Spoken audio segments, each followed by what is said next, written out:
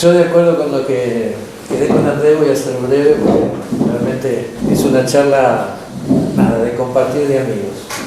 Primero les agradezco a Mara estar acá y es un gusto después ver la Buduria, tanta gente querida. Yo estudié acá en Salamanca. No tiene culpa Salamanca de ser quien soy yo. Bueno, yo estuve escuchando todas las ponencias, digo, me gustaron mucho, pero mi realidad es que yo doy clase de lógica y teoría de la argumentación en el primer año de la universidad en Buenos Aires.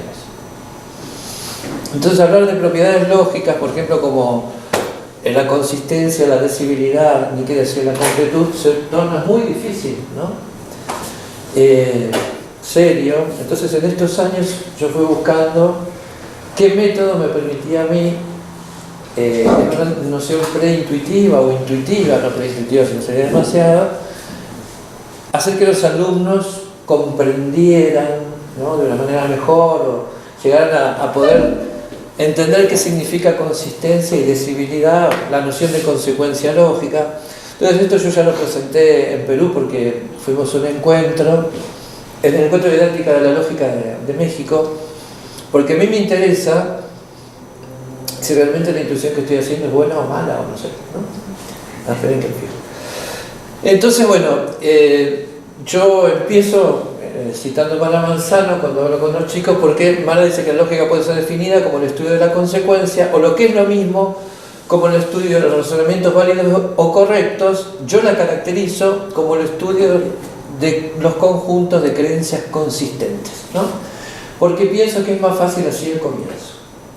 Y yo después de mucho tiempo dije, me parece que esto sí, o sea, me parece que al comienzo es más fácil para los jóvenes comprender lo que significa la consistencia dentro de un sistema. Entonces, basándome en esto, bueno, todos ustedes esto lo voy a obviar, porque ustedes saben, conocen el sistema de los árboles lógicos, que tuvo una gran difusión. Lo que se hace, se busca un contraejemplo, ¿no? Bueno, esto lo sabemos todo porque acá en España se estudia, se trabaja, Mara lo trabaja en el capítulo 4 y 11 de su libro. En Argentina no, y en Perú tampoco, quiere decir que nosotros vamos un poquito atrás. Bueno, acá les explico que es un contraejemplo, obvio que acá no lo voy a decir, y lo que sí me parece que es importante destacar que si empezamos por los tableros semánticos, la definición de validez es una definición semántica, ¿no es cierto? Es válido si podemos encontrar un ejemplo de sustitución que tenga premisas verdaderas y conclusión falsa, ¿no? Por lo tanto, si se construye un contraejemplo, un caso contrario de la forma del razonamiento es inválida. Por el contrario, si resulta imposible construir un tal contraejemplo, esta es válida. Bueno, después explico, y lo que a mí me empezó a llamar la atención de los tableros semánticos es que primariamente funcionan como un test de consistencia, ¿no?, para un conjunto de enunciados. Y la validez de un razonamiento surgirá de manera secundaria e indirecta al mostrar que es inconsistente suponer la verdad de las premisas y la falsedad de la conclusión. Esto ya lo deben saber, que procede por descomponer los enunciados moleculares hasta llegar a sus componentes atómicos. Sistema sencillo e interesante, y yo insisto, creo, me parece que sirve para que los alumnos comprendan corrección y completitud posteriormente, ¿no? Bueno, estuve haciendo un repaso de dónde surgía esto, porque en realidad yo al principio enseñaba los tableros semánticos según Jeffrey.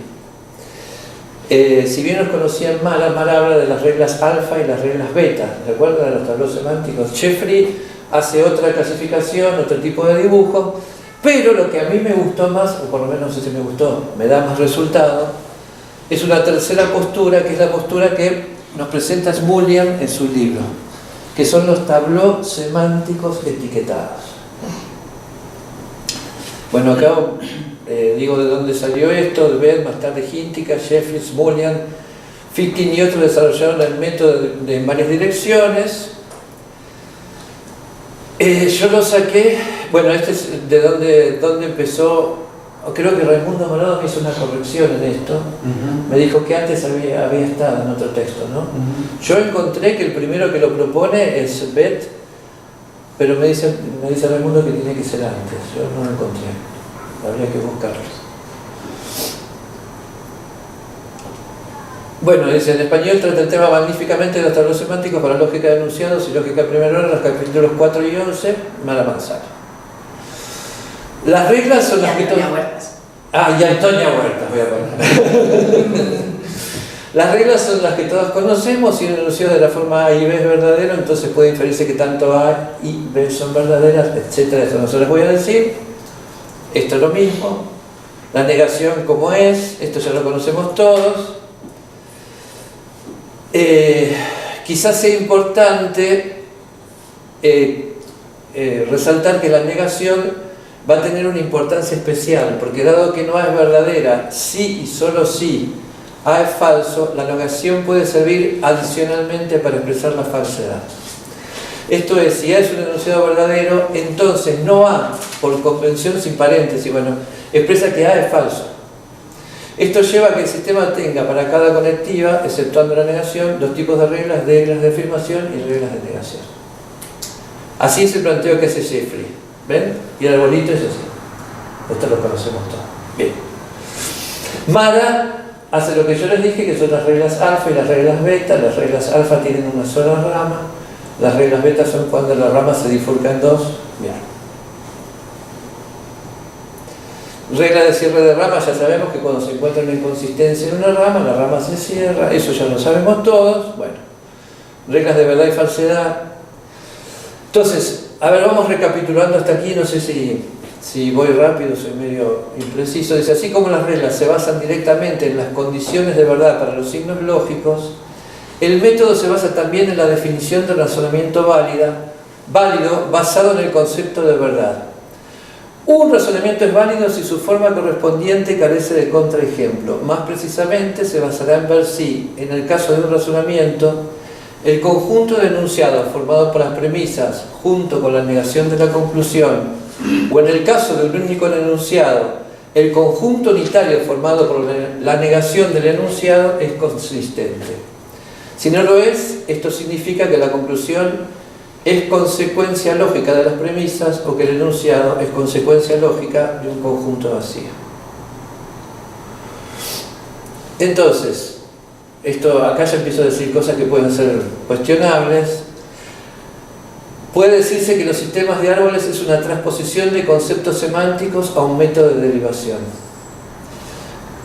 Las líneas que van indicando ramas y bifurcaciones no representan una inferencia lógica, más bien representan lo mínimo que se puede afirmar consistentemente a partir de los enunciados que están arriba de la línea. Cuando aparece la X es que ya nada puede afirmarse con consistencia a partir de los enunciados enlazados en la rama. Después explico cuándo un enunciado es derivable, cuándo un enunciado en T es teorema. Yo lo que pasa es que quiero llegar a lo que me interesa a mí, la validez del razonamiento. Cuando un enunciado es tautología, eso lo sabemos también. Bueno, acuérdense que también se puede, a partir de que uno busca demostrar que es una tautología, si no lo es, hay que volver a hacer el árbol semántico partiendo de la afirmación de la proposición. Si no lo es, entonces es una contingencia, si no es una contradicción. Si se cierra, es una contradicción. Cuando explico esto, yo creo que los alumnos pueden llegar a entender que la lógica de enunciados o la lógica proposicional es decidible. Me parece que entienden más o menos qué es la decisión. Porque lo que resulta, por lo menos en Argentina, el problema que tenemos es que todo el mundo enseña tablas de verdad. O sea, los chicos vienen del secundario con tablas de verdad. Pero no saben para qué sirve ni nada. O sea, los chicos hacen verdadero, falso, ¿no? Pues no entienden para qué sirve este método algorítmico de verificación, ¿no? Entonces me parece que el árbol le da como esta capacidad de decir, bueno, si la inconsistencia es esto y yo estoy buscando. Otra cosa que siempre son finitos, por lo menos en la lógica proposicional, los árboles lógicos siempre cierran, no en la lógica de primer orden, me parece. Claro. Bueno, acá pongo un ejercicio y ahora voy a lo que a mí me interesó porque yo lo descubrí el año pasado y me pareció muy bien. Mullian en su libro usa exactamente las mismas reglas de Jeffrey y de todos, pero él lo que hace es poner etiquetas de verdadero o falso a los enunciados. Entonces, dicho esto, bueno, lo importante es que la verdad y falsedad se ven como propiedades o rótulos de los enunciados. Y la caracterización de la noción de validez deductiva tiene consecuencias respecto de la obtención de enunciados verdaderos. En los razonamientos válidos, de vuelta, no puede darse que las premisas sean verdaderas y la conclusión falsa. La consistencia en un conjunto consistente de enunciados nunca podrá ocurrir que el enunciado aparezca una vez con el valor verdadero y otra vez con el valor falso. Aunque parezca mentira, no sé si eso sucede acá, a mí me pasa que, sobre todo al principio, tienen en la misma rama la afirmación de P y la negación de P, o la verdad de P y la falsedad de P, y no se dan cuenta. ¿No? Esto que parece que a veces, o por lo menos uno lo da como obvio, ¿no? Implica un proceso de hay que descubrir la inconsistencia, ¿no? Entonces, lo que yo propongo, ver cómo es un árbol, eso ya no lo vamos a... ¿Ven? A mí lo que me interesa es esto. Lo que propone Mullian es que de la verdad de no A se sigue la falsedad de A. De la verdad de si A entonces B se sigue la falsedad de A y la verdad de B. Bueno, eso evidentemente que respetan las reglas de cada una de las conectivas o la tabla de cada una de las conectivas, pero con esto de la etiqueta, al principio la captan mejor. Para mí los alumnos lo captan mejor. Bueno, acá tengo, este es un diagrama de flujo. Entonces, aplicando los árboles, también pueden entender, me parece a mí, qué es un sistema correcto. Así como las reglas se basan directamente en las condiciones de verdad para los signos lógicos, el método se basa también en la definición de razonamientos válidos, bueno, basado, ¿vale?, en el concepto de verdad. Vuelvo a repetir esto, un razonamiento es válido si su forma correspondiente carece de contraejemplo, es decir, un ejemplo con premisas verdaderas y conclusión falsa. Esta es la base para considerar al sistema correcto. Puede decirse que el sistema de árboles es una transposición de conceptos semánticos a un método de derivación. Así puede decirse, estoy reiterativo, también que el método procede por refutación o por búsqueda de contraejemplo, o puede considerarse como una variante del método por el absurdo. Bueno, ejercicio no les voy a dar a ustedes, esto para la lógica de... Ahora van a ser árboles lógicos todos. Entonces, me parece a mí que los alumnos con el método de Tableau pueden distinguir entre la semántica y la sintaxis. Me parece a mí que entienden por dónde van trabajando. Debe tenerse en cuenta que el concepto de verdad es un concepto semántico, es decir, tiene que ver con aquello que se refiere a las expresiones lógicas. En el caso de las fórmulas cerradas, estas referencias serían de dos valores de verdad, verdadero y falso. Bueno. Conclusiones, que a mí me gustaría que después me ataquen o me digan cosas, no sé.